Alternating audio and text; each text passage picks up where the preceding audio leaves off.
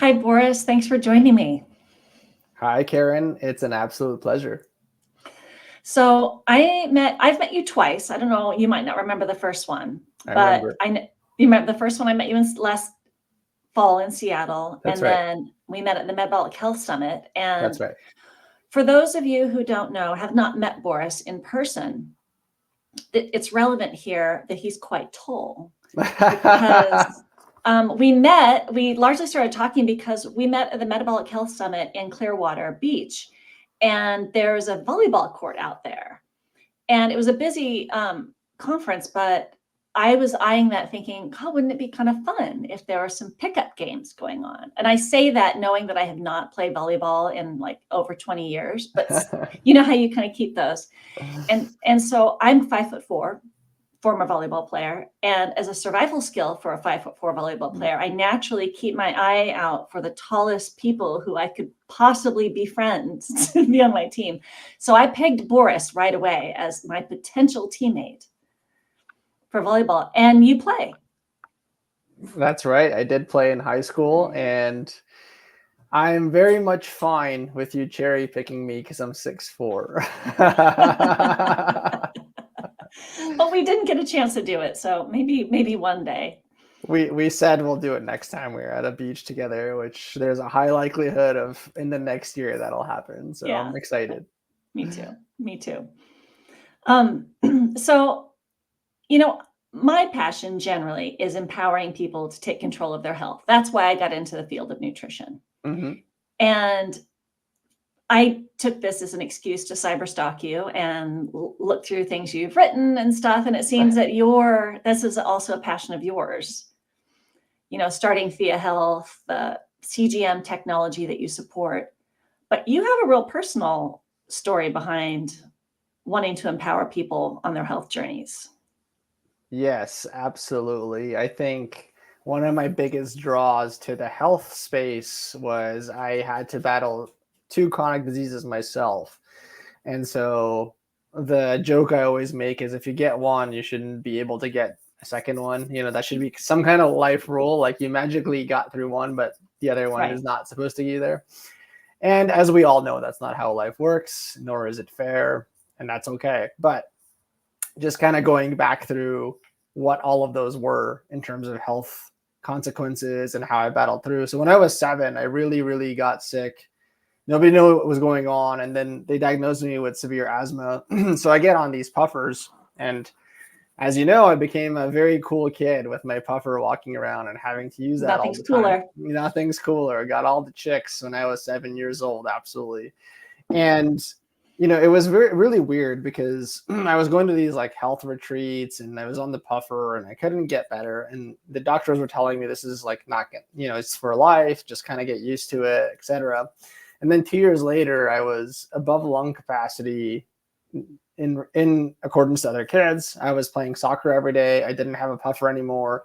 My VO2 max was amazing. Like it was just like, how is that even possible? And that really, really stuck with me for my whole life because it was the first time where the white coats didn't tell me the truth. And you're 7, so you're like, the doctor tells me something, I'm going to trust that that's true. Mm-hmm. And I was playing varsity basketball, volleyball after that, very athletic.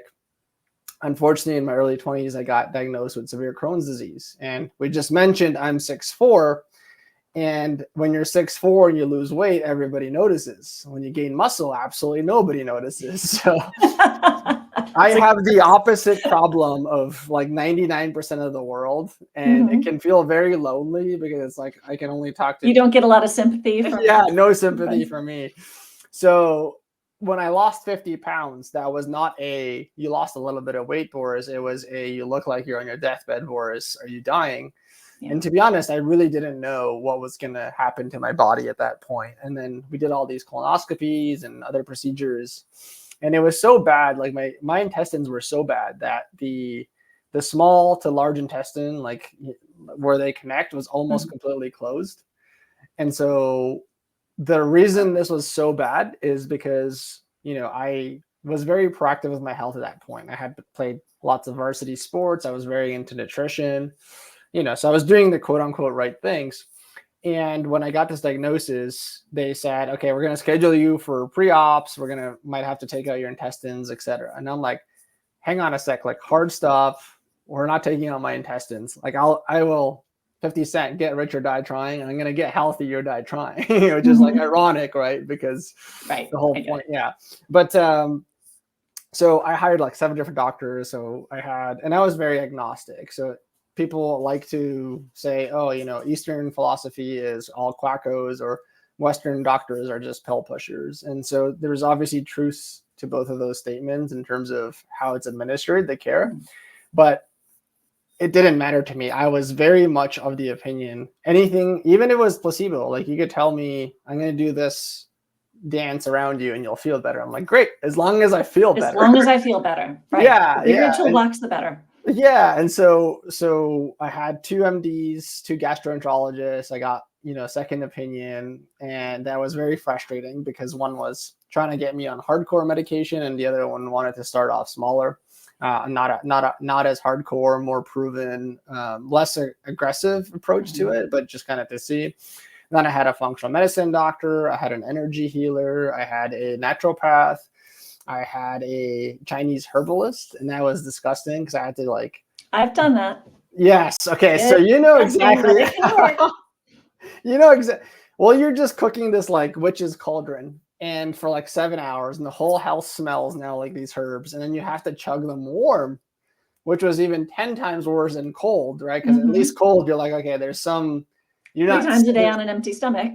3 times a day. And so I was still going to college. So I'm going to college, warming this thing up in the microwave at the cafeteria, and then chugging this disgusting sludge. Oh my gosh. And I remember I was just like, even like people around me were smelling it going, what are you doing? Like, why are you even here? Kind of thing. And it was very depressing. It tasted terrible.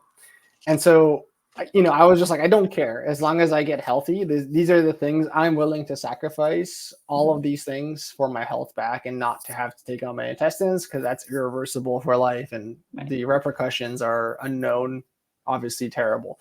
So I go to pre-ops and they're like, man, you got so much better, so much faster than anybody we've seen come through these doors. So the meds must be working. And I was on low dose immunosuppressants.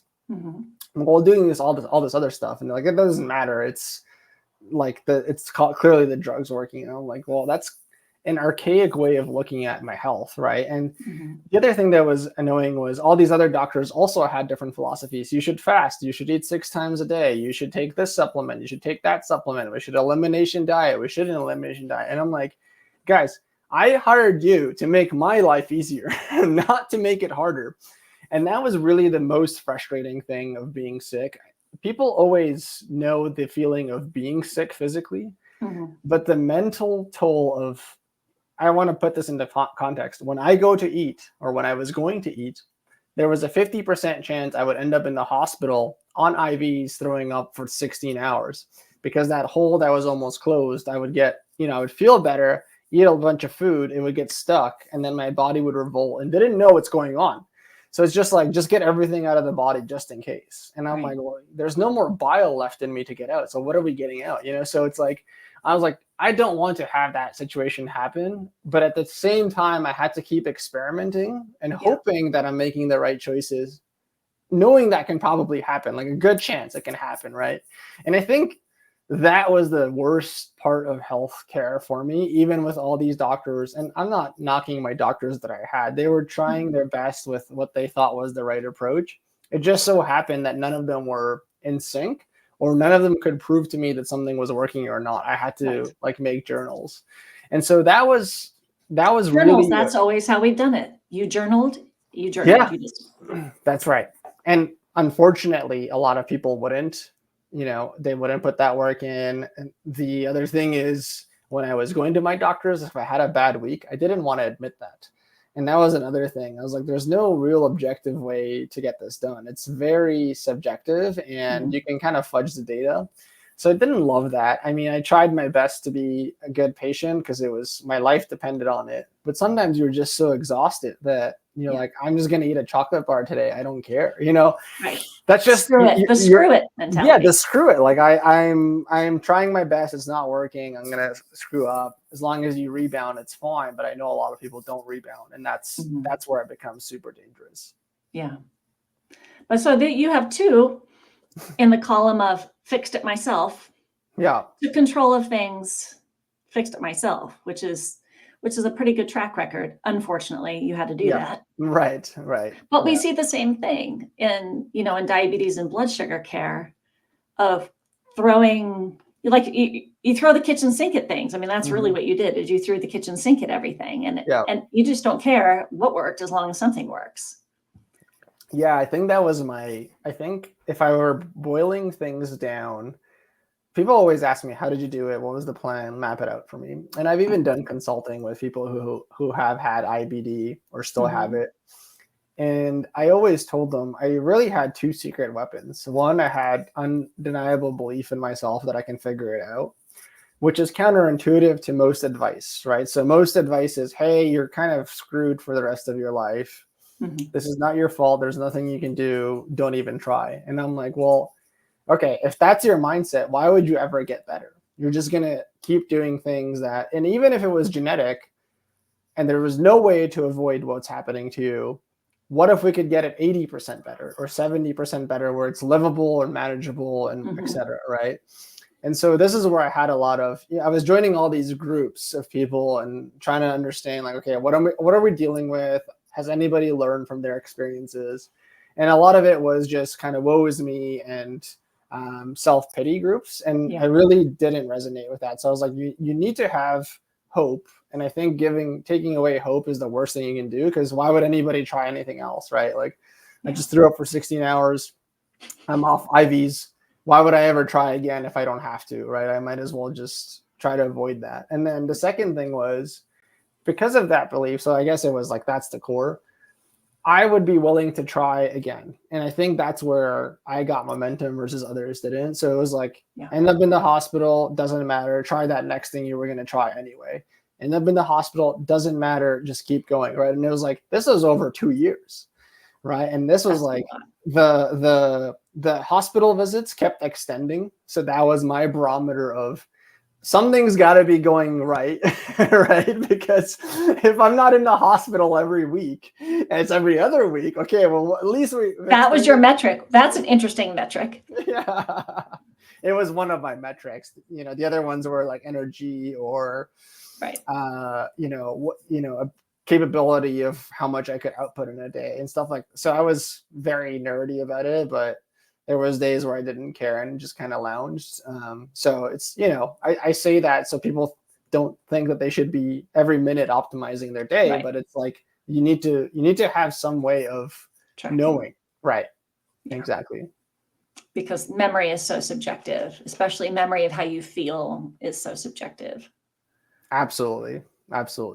Yeah. Like probably the most subjective. I don't even know how I felt this morning. And I did like 17 things. Well, it's an ever changing. It is. And you're always comparing yourself. Like when I remember when my kids were little and I wasn't sleeping and I was just, I would have said, I'm not really under that much stress until you're out of it and go, oh my gosh. And I have clients who come like, I've got 3 kids, or this and this and this age, but I don't know what's going on. I think it's maybe stress. I'm like, I'm not really stressed. I'm like, okay. I'm just going to tell you right now, you're stressed and you'll realize it in 10 years once you're sleeping well through the night. You don't see the water that you're swimming in, the air that you're breathing, that kind of thing. Yeah, it's 100% true. And to your point, you build up like a pain threshold, right? So you build up this pain threshold, and it's the reason why people don't think that they're bad. And then all of a sudden have all these diseases is because they were dealing with it. Their body adapted. The adaptation principle. Yeah, exactly. And then all of a sudden the body's like, you know what? You've been treating me extremely poorly for 10 years and now I'm done. And then what happened? So I get exactly that point. It's true. Yeah. So take me from Crohn's disease and GI, fixing your GI issues, to CGM company. Because that's what you do. You run Yeah. a biosensor company that helps people take control of their health through their blood sugar using continuous glucose monitors. Hmm. So where Yes. did that leap come from? How did you make that leap? So the leap really came from once I got past Crohn's, I really had this urge and desire to understand, like, we have all this technology in my head, right? And I'm going, it's great. And I came from ad tech and tracking and knowing everything on what you're doing online. So for me, it was this really, really like big dichotomy where I'm like, how are we so good at tracking things in one area of life, ads, but not on our body, which is not arguably, but the most important thing that you have, right? Because if you don't have your body, like there's nothing else you can do. Hmm. So I've always looked at my dream company or something that I want to build is objective data on the body, or like an analytics for your body, and where you can see everything that's going on. You can have a check engine just like your car, or you can have a battery, you have a battery on your computer and it's telling you if it's overheating. We don't have that for our bodies. And because of adaptation, as you were just saying, we don't actually know if we're doing the right things or not. We could feel okay, but it's because we're overcompensating in so many ways. And over the long term, that's going to be detrimental given how much chronic disease we have. It's a pandemic everywhere. So there was just no way for me to build that company because there was no way for me to access biodata. There was just no mechanism to get it. And so when wearables came out, I thought about it and I was like, I don't know, like step count is fine, or like tracking very loosely calories burnt is okay, but that's not data in your body that's objectively going to tell you how your biology is responding to something. Mm-hmm. It's external outputs that you're making that you can now track and then maybe look at trend lines, which most people don't even do that, right? Unless you're like the biohacking health conscious crowd. But when the glucose monitor, when I found out about that, I was like, hang on. This is now interesting because now we have a biomarker that's directly tied to your metabolic health, which is your whole body's health system, that we can track at all times. And so when I dove into it and started using them, it became like, well, first of all, amazing technology. Hats off to the two big companies that make the actual sensor. But I really quickly realized, just like you were saying, you don't remember how you felt, like even this morning. You don't remember what you ate last week. So how are you going to correlate how your metabolism responds? Yeah. And the sensor companies, their main objective was to make a medical device as a medical device company to dose medicine, i.e. insulin for diabetics. And that was a miss for me, where I was like, well, hang on, now we can actually build software. If we can give our own inputs, we can show how those inputs are doing. And I was like, when I was sick, this would have been amazing because I would see my body's response immediately. I can make an adjustment right away. If I could share that with my doctors, we would have less of the back and forth, or my nutritionists, of what did I do? How did I eat? So I really thought this is now the right time to start this type of company, because CGMs are the first biodata point that we're getting. The way I've done the research and looked at the markets, I think we're going to get to a point where we have all our biodata and like a dashboard of all our stats. Yeah. That's giving us feedback of like, are we in the right trajectory? Do we need to make a change? Do we need to involve our healthcare providers, et cetera? Yeah. And that was given my experience with healthcare, that's really what I desired. And it's been a burning need since probably the age of 7. Yeah. I want to come back to that part. Okay. Like, I want to look into the future a little bit because I think you have a window that I don't, that I like to pick your brain on. Sounds good. But I want to ask you some more specific, I want to go in on what Theia is doing. Mm-hmm. And I know we can cover this from a lot of different angles, you and I, but I really want to ask about this for the healthcare provider. Yeah. Because you're very provider first, you're a provider focused company. Yeah. So could you first give the 10,000 foot view of what Theia Health does? Yeah, for sure. So we're provider only. So we partner with a provider. We give them distribution access, including prescriptions for their clients. If they can or can't prescribe, we just make that process easy to get biodata or biosensors onto their clients. Once the client has the sensor on, their data is streaming into our app. And in our app, they're logging their food or their activities or their feelings. And because we have their body's data, we're telling them in real time how that's performing for them. We take all of that and we give it back to the practitioner. So that practitioner now has real-time data on the client, can see exactly what they're doing, eating, feeling, etc., and can run reports before meetings that are going to show them trend lines that they don't have to ask those questions over. So that's the first use case of Theia and how we went to the market. Yeah. So, I mean, so for the provider like me, who's not a prescriber, but this is especially helpful for dietitians, nutritionists, health coaches. Correct. Who play a pivotal role in interpreting and supporting continuous glucose monitors, but can't prescribe. Correct. Yes. You serve as the prescriber and pharmacy, where you drop ship the CGM, and then you do all the tech support. Like the provider doesn't have to do all the support helping them get hooked up. You do all of that, right? That's correct. Yeah. So we made sure that when we were building the product, there was no administrative burden to the provider to get this technology into the hands of their practice, but also how do we reduce administrative burden and getting you insights that you're looking for? So 100% correct. Yeah. So as a provider, do I pay membership to you? I'm a partner for free with you, right? We have some tiers. So we've had a couple of business models. We have some tiers. There is a free tier for providers to join and test it out. And then there's paid tiers depending on certain functionality, more staff count, and we also give commissions. And the commissions change as those tiers change. That's right. So in the higher tiers, there's higher commissions. Right. And so you just did a big 2024 revamp of your structure. My sticky note is my next question. And you seem to simplify things. I think what I heard you saying was you had a membership model and you went through and listened to all the things that your practitioners were saying, and then you revamped your structure to suit them better. That's right. And it looked like instead of a membership, you seem to have a very simple pricing structure. You pay for the setup. Here, we're going to set you up, and that's once you're set up, you're done. And that's one fee. And then it's just per sensor. That's right. Yeah. So just to put into context, I looked at my Calendly stats and I saw that I had talked to 396 practices in the last 12 months. And because I've talked to that many practitioners, I was able to understand what some of the friction points were.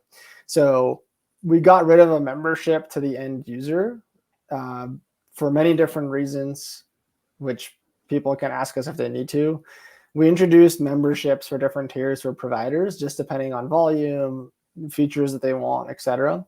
And then just made the process super simple, where it's a setup fee and a sensor fee for the end user. And that was really to get the sales process really simple to explain to their patients. Right. And actually that makes a lot of sense, because I think I've heard you say this, but I certainly practice this way, is I don't usually have my patients use continuous glucose monitors continuously week after week after week after week. And unless somebody's on insulin, that's not how most people practice it. So they don't need that continuous service, but to just be able to use it for a bit, stop, use it for a bit, stop, and pay as you want. I think that always seems like a really nice model to me. Yeah, and we always look to make it flexible, and it really depends. I always tell people, look, they always ask me, how long should a patient be on it? And I say it depends, right? And so are they really sick? Probably a long time. It's not going to show, you're not going to see a result in a month, 3 months, 6 months. If they're extremely healthy and they're trying to get a 1% optimization, like we have concierge clinics who have professional athletes on the platform, probably all the time, right? Because they're looking for that 1%. If somebody's decently healthy, does like a 3-month experiment, dials some things in, takes a break, comes back on, great. And then it depends on the program structures. So we have programs where people are going on keto and coming off keto, and then they're starting fast and going off fast. In those scenarios, it's great to wear it all the time because you're going to see, okay, which ones are performing better, which fasting window works best, right? And these are like the objective things that you want to understand. And then you have people who, they take it off and they go, I like the accountability. So we have lots of, again, going back to like concierge clinics, executives who they like the accountability. Like, I like being at a high score. I like seeing that my body's performing well. So it really, really is going to depend on your type of practice, what the program looks like, who the client is. And we just make it super flexible to integrate with all of those types of practices. So I want to be clear. Do you only work with providers, or do you do any direct to consumer? We don't do any direct to consumer. Don't do any direct to consumer. Yeah, okay. We're a business to business. Yeah. Business, if that makes sense. No, I think that's really interesting because it's true. I mean, there's reasons I like using a CGM. There's lots of reasons I like using them with patients because I was doing, metabolic health and blood sugar since about 2002, but it was always, you give out blanket information. You give out the same information to everybody and hope it works, and then wait till their A1C comes back and wonder what it was that worked. But I do have some patients who, as soon as they stop using their CGM, it all just goes pear-shaped because that accountability is so good for them, and they like it. Like, it cheers them along. It's kind of a jolly experience for them to be able to check and see how they're doing. It's a dopamine hit. I think for people who, are fans of Atomic Habits, I think James Clear talks about how that reward system for good is just all flipped around, where if you're going to do something that's helpful for you, for nutritious or benefits your health, the reward is something you have to wait a long time for, which isn't, we're not programmed for delayed gratification. That's right. But when you do something that's not good for you, it tends to give you an immediate boost. And the CGM flips that a little bit. It gives you an immediate ding when you see your blood sugar going out sky high, and it gives you a bit of a reward when you say, yes, I got, look at that blood sugar today. So exactly, that's a total benefit. And in addition, I find it an incredible assessment tool, because everybody, they talk about finding someone's glucotype. And I know there's a new paper that just came out where I can't remember the first author's name, but they're recommending now using continuous glucose monitors in people with type 2 diabetes as the standard of care, even when they're not on intensive insulin therapy. And they're recommending, as a matter of course, a minimum of 2 weeks. I think you and I would disagree that that's not quite long enough. But, it's a start, 2 weeks to establish their glucotype. Yeah. Because you can't actually recommend a treatment or a strategy until you see what's going on. Because, you and I both know that a fasting blood glucose is it could mean anything. Exactly. Yeah. So I agree that there's different amounts of time that we'll want people to be using them, and we can use them for different reasons. So like you talked about programs and people who are using them. Who are your biggest users? Are they dietitians? Are they health coaches? Are they people who work with athletes? Like who are the people that you partner with the most? It's honestly a mixed bag. So we have tons of health coaches. We have tons of concierge clinics, weight loss clinics, functional medicine doctors are, I would say, a big cohort, very big cohort.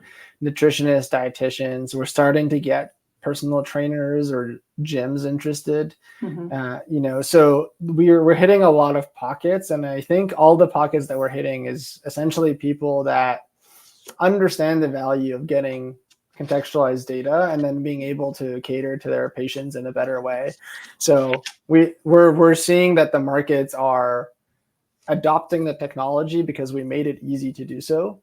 And now it's all about how do we make that easier and more simple and get other ways to slice the data so that they don't have to do the work.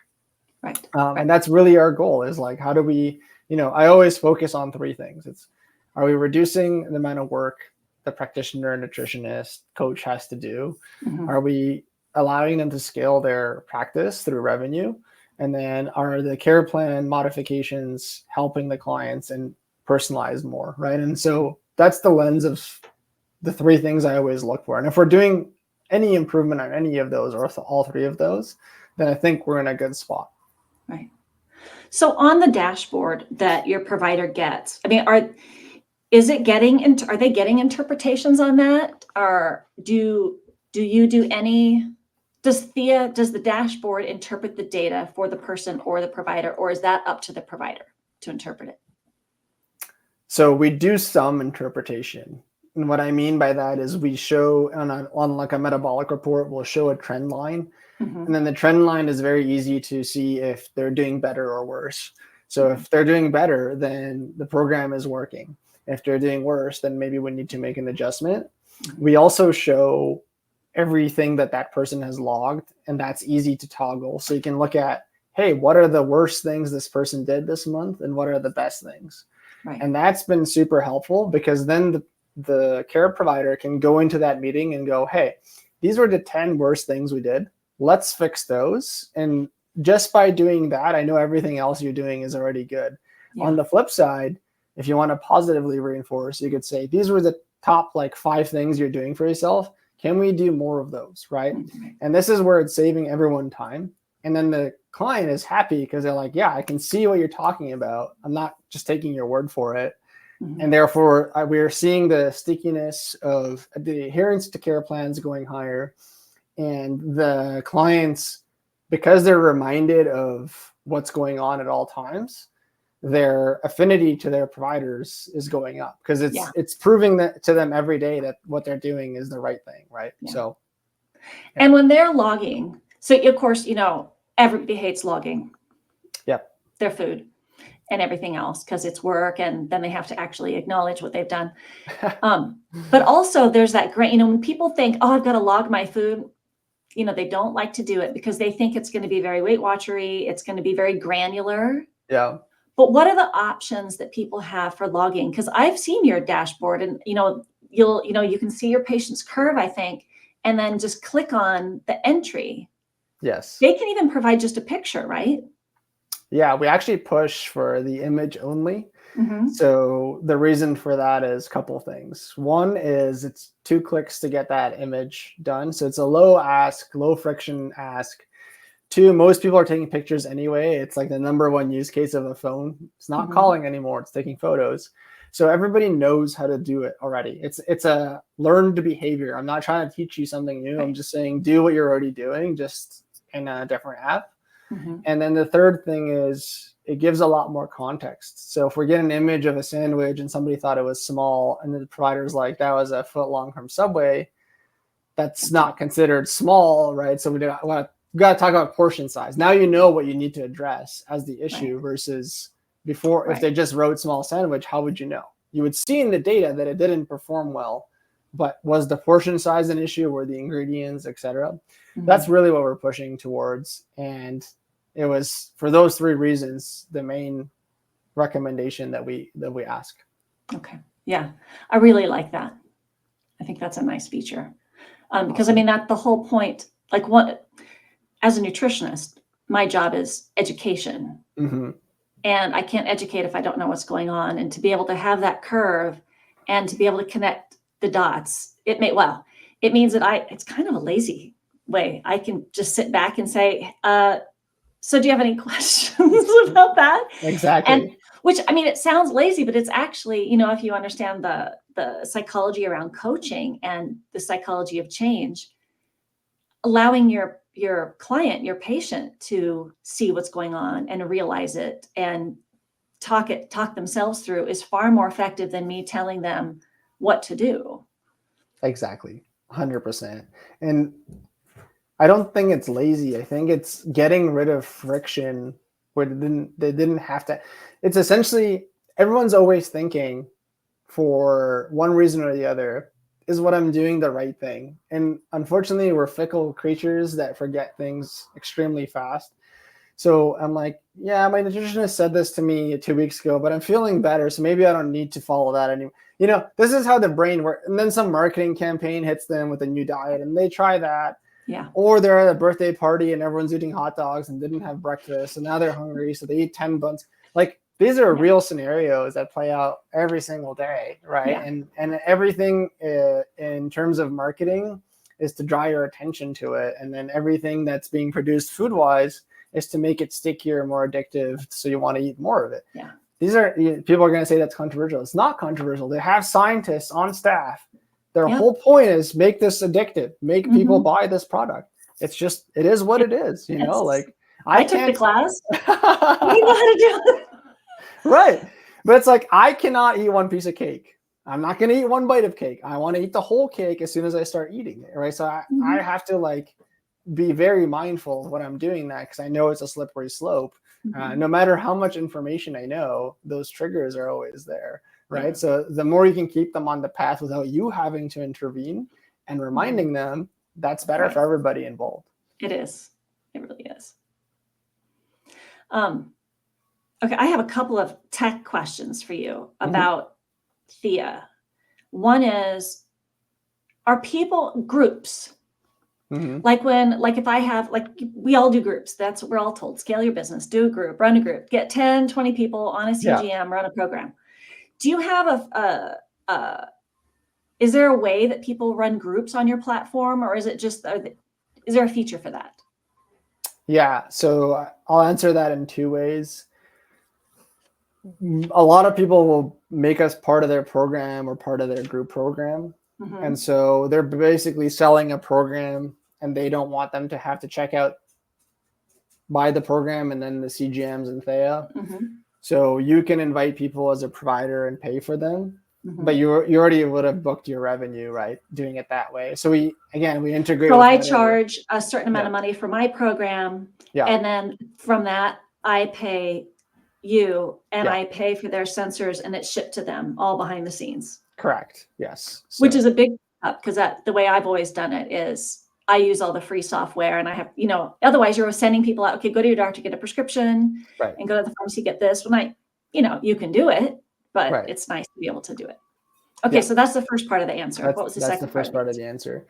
The second part of the answer is, if it's a specific cohort of people, let's just call it type 2 diabetics or pregnant women we've had, you can make score profiles custom to that type of person. So it's like, hey, somebody's pregnant, then run this scoring profile. And the reason is you can then adjust the score profiles towards the person. And then when they're not pregnant, you could have another one.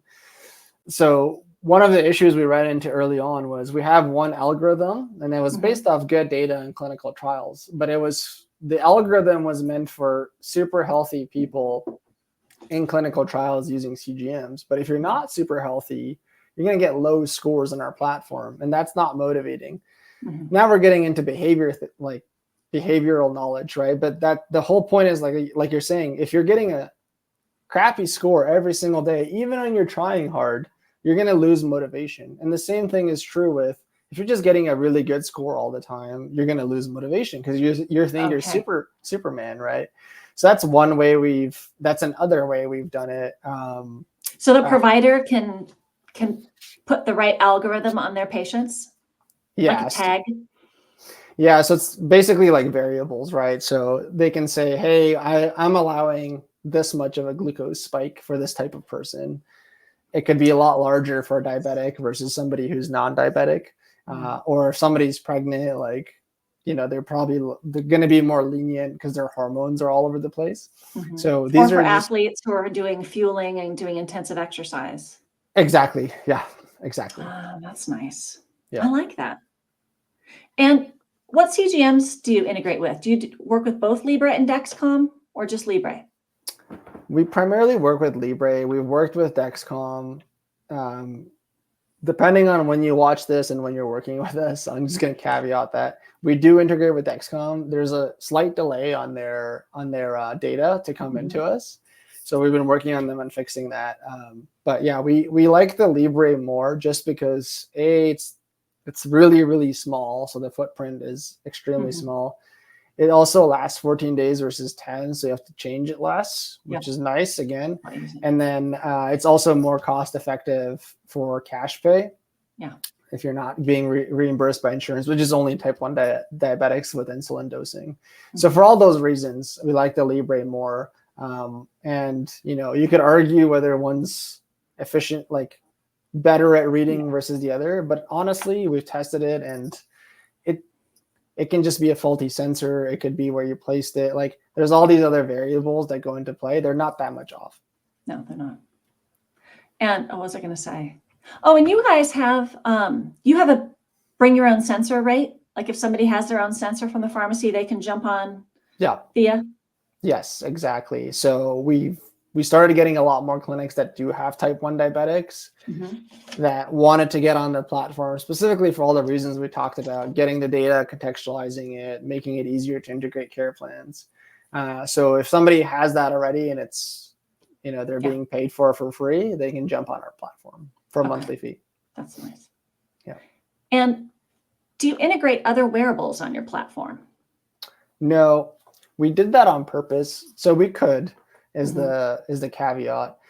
What we really wanted to do was, how do we, like, glucose is the best biomarker we can get. So why are we trying to do anything outside of that until we perfect that, right? So there was a lot of iterations on glucose alone where, it's the key to your metabolic health. So how are we want it to be the best for providers in terms of actioning that data. We definitely made leaps and bounds in getting there, but I think we still have a lot of work to do before we layer other data sets. Because, you could argue, okay, if we got sleep data, did we show how well they slept? Well, we're at 50 million data points now, and we get a lot of people who wake up and see their data, and we can see how their metabolism responded, right? So I don't even know if we'll need to layer that many things on top of until we get other biodata markers. I think those will be more impactful than what's on the market. Yeah, people ask me that a lot when I'm working with them, and my answer is often, you can really only track so many things at one time before your head explodes. And then it's like the 3-body problem. If you're tracking like maybe like for a lot of people, sleep is a big factor for a lot of people and throwing off their blood sugar. And they're saying, well, I'll track my blood sugar, and every now and then if it's off, I'm going to go look at my sleep tracker. A lot of people are using those and seeing how that's factoring in. But if you're and that's pretty logical, and your head can hold that. But then if you're trying to layer in your menstrual cycle and your steps and your HRV, it starts being kind of in a way, it becomes meaningless until you have some kind. And I think that's where like a machine learning, an AI predictive thing would come in, because that's when you need a computer to like put them all together. Yeah, it's a really good point. And I'll put it this way, right? So I have I actually have it on right now. I track my sleep data. I actually was using the Apple Watch on top of just to compare the data. The issue with the sleep data scores, I like to just see how much deep sleep and REM sleep I'm getting. But does it impact my decisions for that day? Not really. When I'm eating something though, or I'm seeing something off on my diet, I can make that adjustment if I'm seeing it in real time, or I can do that. I can build things into my day based off my biodata, and it affects your choices. Yeah, because it's real time, and I'm influencing what's happening with the body. And that's just a much better experience, which is why I started the company, right? I'm like, this is like finally an experience that I can get behind, because I have all the, I don't have real estate anymore on my body, how many things I'm wearing, right? But it's like that was like the key to me, is like, I'm seeing things real time. I can make adjustments and I'm aware of them, versus like, if I wake up and my sleep score is not that good, am I really going to change my day because of it? Or am I going to feel bad because of it? And that was another consideration, is like, how do we make people not feel bad? Yeah. So it's kind of like deciding on paying for labs. Is this lab going to change my treatment strategy? Exactly. 100%. Yeah. So integrations into EMRs. Yes, and yes. So the first yes is we are looking to make every EMR, EHR integration as soon as humanly possible. It's been on the roadmap for a while. We started with Biocanic. So if you guys are not familiar or listening to this, Biocanic is EMR built for functional medicine from the ground up. I'll put a link in the description for that then. Awesome. Yeah. And we really love Bioorganic because they thought through how would a practitioner save a lot of time and what do they want to see and how do they see trend lines outside of our technology through labs, like you said, right? Mm-hmm. So that was a no-brainer integration with us. The owners are very innovative and wanting to do business. So we highly recommend them to people who ask us which company to go with. But now we're looking at, there's a lot in the market. It's like hundreds of EMRs, EHRs. Mm-hmm. We all want Practice Better to be the next. I will send them another note. Yeah. So we're looking at a lot of these companies. Sometimes it's, I want to caveat, it's not up to us. Mm-hmm. We're a startup, we're fast moving. Some of these companies have been around for 20 years. And so they have a process that they want to put everybody through. But, we're in talks. So I promise we're trying. I can't promise a release date. I have a whole bunch of other stuff I want to ask you. But what I want to do is I want to jump to being mindful of time. Okay. I want to jump to the future. Let's do it. Because these are things that I'm kind of dying to know. Okay. So you have, because of the conferences you go to and all the people you meet, a bit of a window on the pipeline for wearables, health technology. I will not ask you if there's a continuous insulin monitor coming out because I really don't think that I don't think that technology is really viable. Is it? You can ask me. Is it? Everyone's asked me this. I have not talked to a company or seen any science that shows that there's going to be a continuous insulin monitor today. Yeah. So apparently, not to get too much into science, it's extremely difficult with our tech. No one's invented tech that's going to make that easy. Yeah. So I don't know if it's going to come. So I can't promise anything there. Okay. But what about, do you see a future of, between the continuous metrics, predictive AI,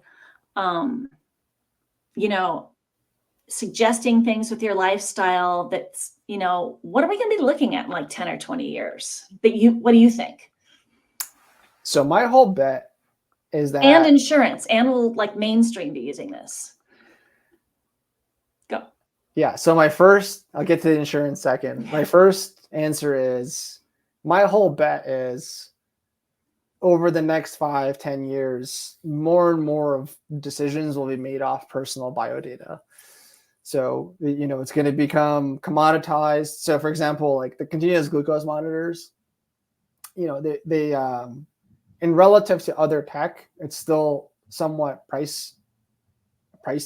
Mm-hmm. And when, Aura or what was the first watch that did Fitbit? Yeah. Sleep tracking. It was $200. Now it's $15 at Walmart. That's going to happen to biodata. So we're going to get all this biodata and we're going to be able to action it and look at a dashboard that shows all our metrics, that what's going on. We're actually working on this, a little bit of foreshadowing. Using your data, can we predict health outcomes in 10, 20, 30 years, right? And then how do we show you your decision making and how it affects those outcomes, right? So did you predictively increase lifespan by 0.001% because you made that decision over another one?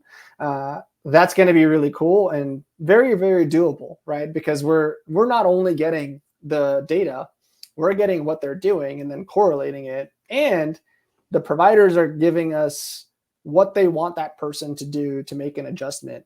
So we're, in terms of what you want to be able to predict that outcome, we're getting that data. And that's the most exciting thing for me, is we're going to be able to catch things way earlier, help people prevent them. People can use them to, what they're currently experiencing, make better decisions. And then eventually we'll be able to say, hey, this is what's going to happen in the future if you keep going this way. And does that look better or worse? And then what are the implications and how can you work with your provider to make sure that that's not the case? So I very much believe that that's the future.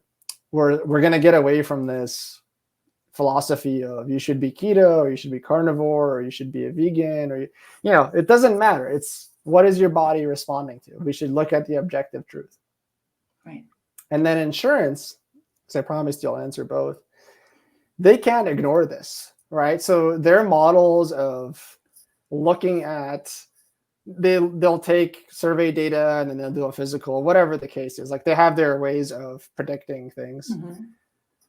It's not as good as I have real-time data on this person for over 2 years and everything they've done in between and what their care provider made them do and did they do it or did they not do it, right? Mm-hmm. That's going to be a way better predictor. So I don't know how they're going to approach it or what they're going to try to do or how they're going to look at the data. Mm-hmm. I just know that they're going to want the data. And so it's going to be up to the companies that are getting the data and what decision they're going to make, if they're going to partner with them or not. Yeah. And I know this is bag. Well, it's a touchy subject. I get it. You know, people are like, I don't want them knowing everything about me. And then other people are like, I want them knowing everything about me because I'm making the right decisions and it should lower my premiums. So, and then insurance doesn't actually work that way. Like people don't realize, you know, people think, oh, if I'm healthy, then insurance will lower my premiums. The problem with insurance, not to get too much into this, is most people change their employer within 5 years, every 5 years.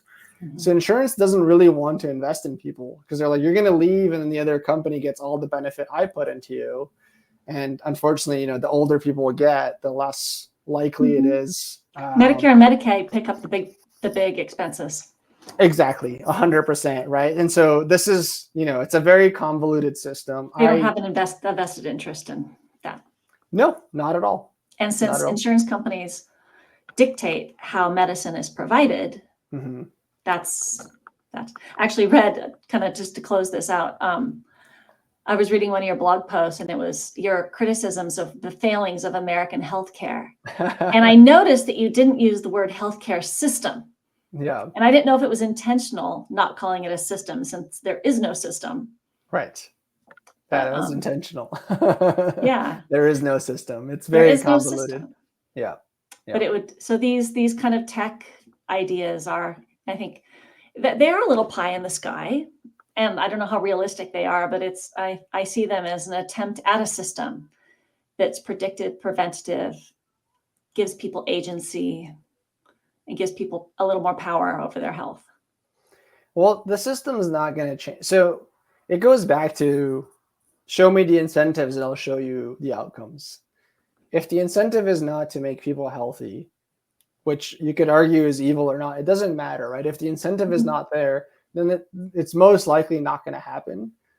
What can help is if we can show people what's going on with their bodies, guide them with better decisions. And I don't think that's all going to be automated. There's always going to be a necessity for providers, coaches. I have a coach, right? Like I have a tech company that's doing this and I still have value in a provider and getting second opinions and having a human. I think that's where we can do a lot of the work to improve things, because if people start voting for other things, it's kind of like grass-fed yogurt was never in the stores and now it's in every Whole Foods. It's because people were voting with their dollars, because a lot of influencers and, you know, health practitioners such as you were advocating for certain things and people were using their money to buy that. And so the companies then are like, oh, we have incentive to do this for the people and we'll make money off it. Great, let's do it, right? So it's like, I know this is like not philosophically where people want to be, but I'm like, tactically and technically, that's how you get it done, right? In a capitalist system, money talks. Yeah. And it can be good or bad. And that's also subjective, right? So it's like, I don't like to focus on what is it or isn't. It's what things do we need to do to get the outcomes that we're looking for? Right. Yeah. What can we do to get the outcomes we're looking for? And the nice thing is now we have immediate feedback that tells us if what we're doing is working. Exactly. Because of things from Theia. Yes. So if people like providers, health coaches, dietitians and whatnot, they want to find you, I'm going to put the link in the description, but it's theiahealth.ai. Yep, that's right. They can go check out the website, see what we're all about. We have everything there explained. The social are all linked there. We share provider content all the time. So they can, that's the best place to look. Fantastic. Well, thank you for giving me an hour of your time. I really appreciate it. Thank you for having me. You had great questions and I thoroughly enjoyed our conversation. Yeah. And so for all the people I talk to on a regular basis, dietitians and health coaches who are learning to use CGMs in their practice, this is a great option that does save you a lot of admin and tech setup. So give them a look. Thank you. Thanks, Boris.